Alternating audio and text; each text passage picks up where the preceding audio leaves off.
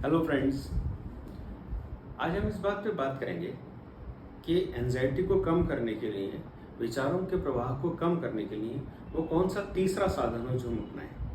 हम दो साधनों के बारे में बात पहले कर चुके हैं। इनमें से पहला ये था कि हमें जितना बोलना है उससे दुगना सुनना है, सुनना ज़्यादा है, बोलना कम है। दूसरा बिंदु ये था कि हम मिनिमलिस्टिक अप्रोच अपनाएं, भौतिक वस्तुओं को कम से कम रखें और भौतिक वस्तुओं के प्रति जो पजेशन का भाव है, पजेसिवनेस है, उसको कम से कम रखें। आज हम तीसरे बिंदु के बारे में बात करते हैं कि एंजाइटी को कम करने के लिए, विचारों के प्रवाह को कम करने के लिए हम दोनों को एक ही मान रहे हैं। जितना ज़्यादा विचारों का प्रवाह होता है उतनी एंजाइटी बढ़ती है। हमें जो तीसरी अप्रोच अपनानी पड़ेगी वो है सिस्टमेटिक होना।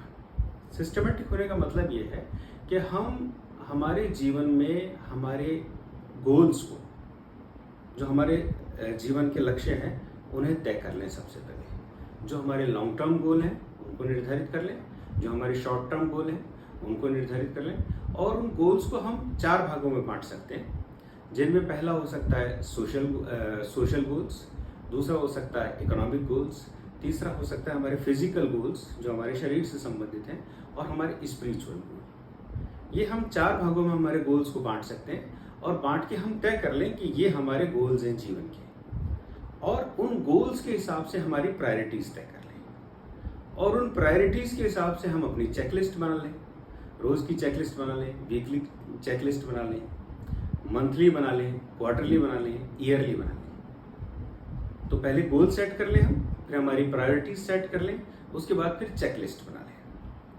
अगर हम ये काम करेंगे और सिस्टमेटिक वे में काम करेंगे तो हमारा जो एंजाइटी का लेवल है वो कम रहेगा, हमारे विचारों का प्रवाह कम रहेगा। देखिए, ये इशू दरअसल अक्सर इस बारे में बात की जाती है कि ये समय प्रबंधन का इशू है और हमारे पास समय की बहुत कमी है। इस विचार को हमें हमारे दिमाग से निकाल देना चाहिए कि हमारे पास समय कम है।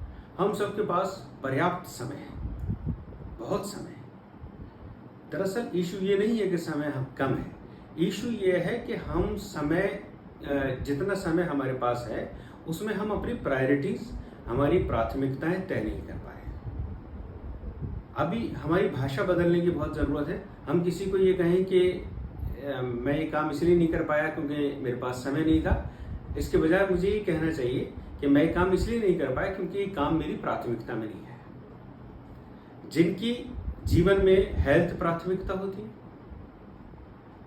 वो बहुत सुखी लोग होते हैं। जिनके जीवन में गोल्स उनके तय होते हैं, सिस्टमेटिक होते हैं, प्राथमिकता के हिसाब से आराम से सिस्टमेटिक वे में जमाए हुए होते हैं, उन लोगों का एंजाइटी लेवल भी कम होता है और उन लोगों का विचारों का प्रवाह भी कम होता है।